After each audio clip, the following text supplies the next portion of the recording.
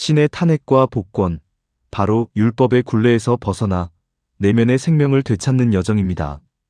이 여정은 종교적 억압이 남긴 깊은 상처를 치유하고 참된 생명의 에너지를 우리 마음속 가장 깊은 지성소 안에서 다시 발견하기 위한 영적 자각의 안내서가 될 것입니다. 우리를 보호해야 할 믿음이 도리어 우리를 찌르는 가시가 될 때 우리는 영적 자가 면역 질환에 빠지게 됩니다. 이는 외부의 기준, 즉 전통, 유교적 관습, 율법적 신앙이 끊임없이 주입되면서 그것이 자신의 믿음인 내 안에서 작동하게 됩니다. 처음에는 나를 보호하던 수많은 개념들이 도리어 자신을 공격하는 것으로 변모합니다. 우리의 오래된 개념과 관념들이 깊은 잔재가 되어 스스로를 공격하는 상태를 말합니다. 그 증상으로는 우울증, 공황장애, 갑상선 질환과 같은 육체적 질병, 그리고 끝없는 내면의 싸움으로 나타납니다. 율법의 실체는 곧 사망입니다.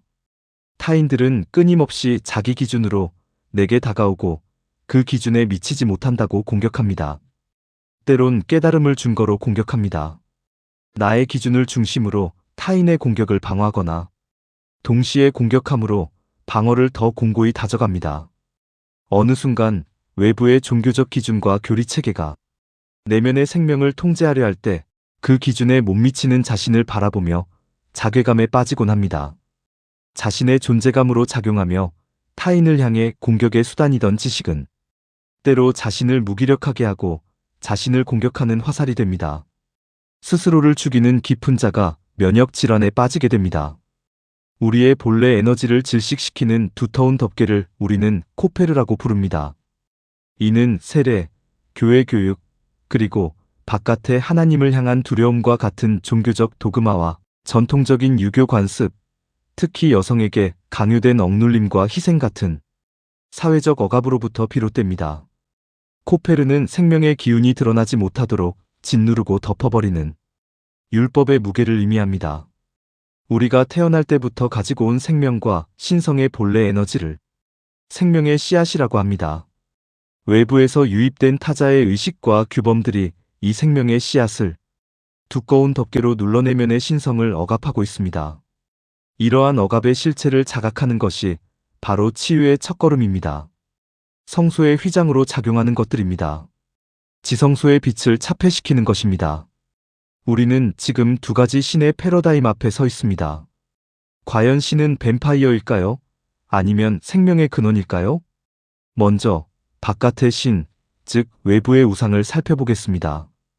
이 신은 본질적으로 폭력적이고 미완의 신이며 마치 흡혈귀와 같습니다. 그는 인신제물을 요구하고 끊임없이 율법을 생성하며 맹목적인 헌신을 강요합니다. 그 결과 인간을 종교적 노예로 전락시키고 선민의식을 심어주며 불안, 죄책감, 그리고 거래와 기싸움으로 움직입니다. 반면 내면의 신, 곧 지성소의 생명은 우리 안에 깊이 들어있는 본래의 에너지입니다. 이 신은 외부적인 희생이 아닌 내면적인 자각을 요구하며 율법의 완성, 즉 하나님 사랑과 이웃 사랑을 통해 진정한 자유를 선사합니다.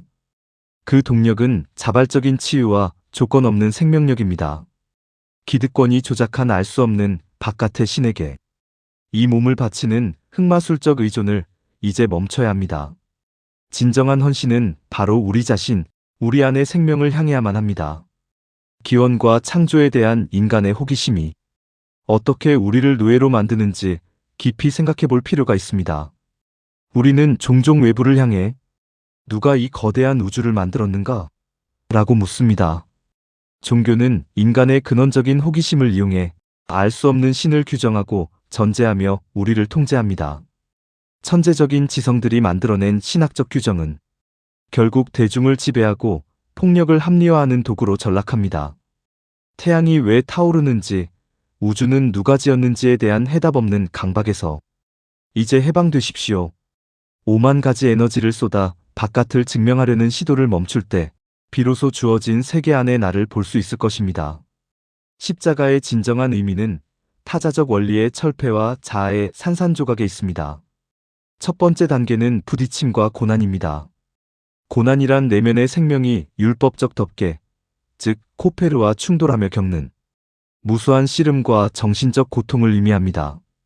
다음은 부정의 사건입니다.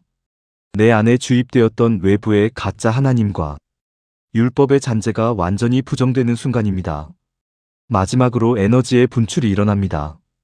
거짓 자아가 십자가에 못 박혀 죽고 철폐될 때 억눌려 있던 본래의 에너지가 폭발적으로 쏟아져 나오는 것입니다. 나는 십자가와 함께 죽었고 그리스도가 내 안에 사신다는 지식을 나열하면서 자신의 에고를 더 높이 세우고 있습니다. 자아의 저항은 교묘하게 위장하며 매우 거셉니다. 그러나 철저한 무너짐 없이는 내면의 참된 생명이 다시 일어설 수 없음을 기억해야 합니다. 혼란은 때로 치유의 증거가 될 수 있습니다.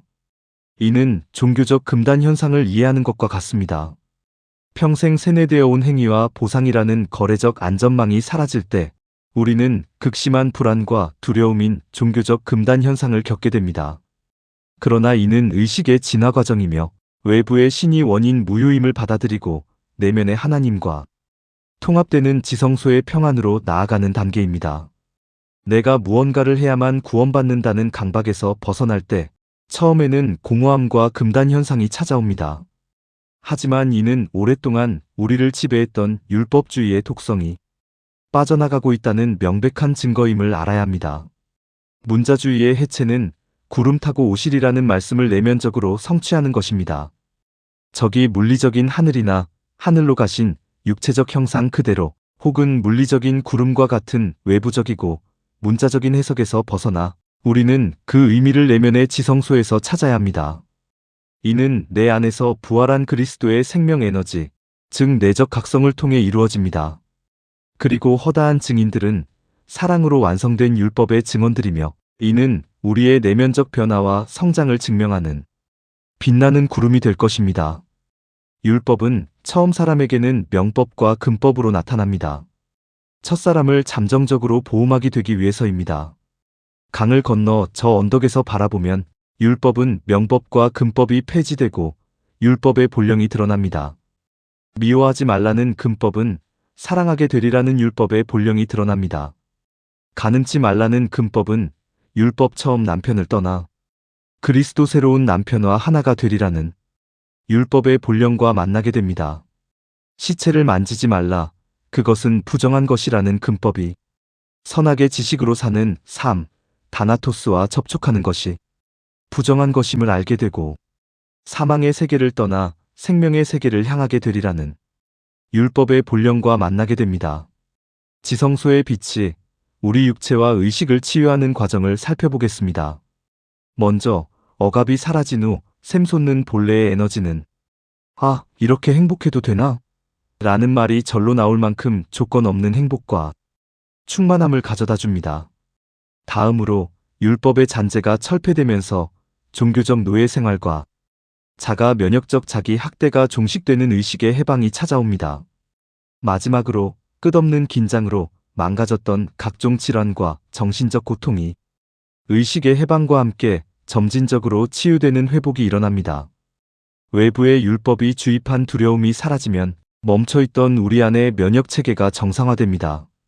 그것이 곧 지성소의 하나님의 사랑이 휘장을 찢은 후 성소를 향하고 아울러 이웃을 향해 신성의 향유가 흘러가는 원리임을 알게 됩니다. 내면 깊은 지성소의 하나님은 우리의 생명을 본래의 건강함으로 회복시키게 됩니다.